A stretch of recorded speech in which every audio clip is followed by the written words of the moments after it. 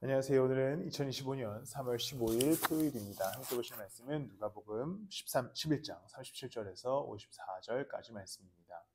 어제 우리가 나눴던 이야기를 기억하시지요? 복이라고 하는 것은 하나님의 말씀을 듣고 지키는 사람에게 있음을 이야기했습니다.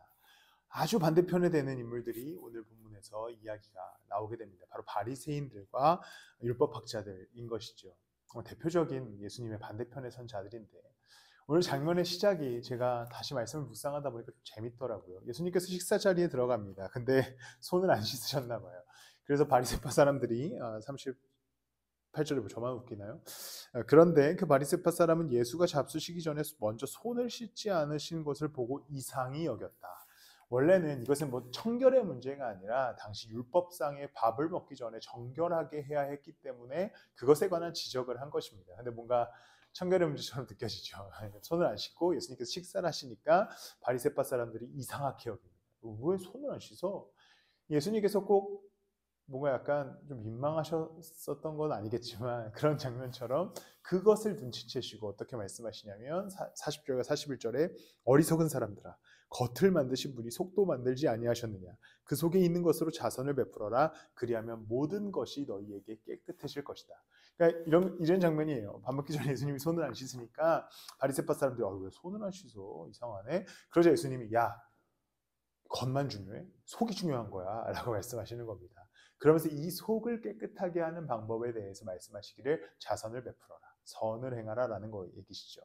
어제 본문을 기억하십니까? 복이 있는 사람은 말씀을 지켜 행하는 사람이다. 그리고 오늘 본문에서는 율법을 지키는 것이 중요한 게 아니라 속을 깨끗하게 해야 되는데 그 방법은 율법에서 나오는 것이 아니라 선을 행하는 것, 자비를 베푸는 것이다 라고 말씀하게 되는 것이죠. 42절에서 이어서 이렇게 말씀하십니다. 너희 바리새파 사람들에게 화가 있다. 그러니까 예수님 손 안 씻는 걸로 이상하게 여긴 바리새파 사람들을 또 이제 완전 비난하시는 거죠. 너희 바리새파 사람들에게 화가 있다. 너희는 박하와 운양과 온갖 채소의 11조는 바치면서 정의와 하나님께 대한 사랑은 소홀히 한다.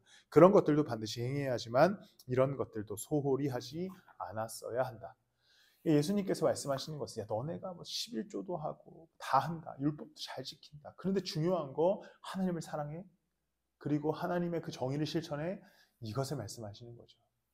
우리에게도 주시는 메시지가 있습니다. 야, 우리는 뭐 예수님 따라간다, 예배한다, 기도한다, 뭐 한다, 이거 한다, 저거 한다 다 하지만 진짜 중요한 것은 오늘을 살아가는 나의 삶의 현장에서, 나의 자리에서 예수님을 사랑하고 그 사랑의 마음으로 살아가고 그분이 우리에게 말씀하신 것을 실천하고 정의를, 자비를 베푸는 것, 거기에 진짜 복이 있음을 기억하십시오.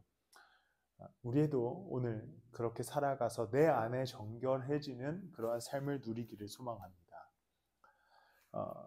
예수님께서는 손을 안 씻으셨지만 그것을 제가 혼자 계속 웃겨하는지 모르겠지만 더 중요한 예수님의 진리는 그런 정결법에 머물지 말고 마음을 정결하게 해라. 그것은 말씀을 따라 사는 것이다 라고 어제와 함께 동일한 이야기를 우리에게 던져주십니다.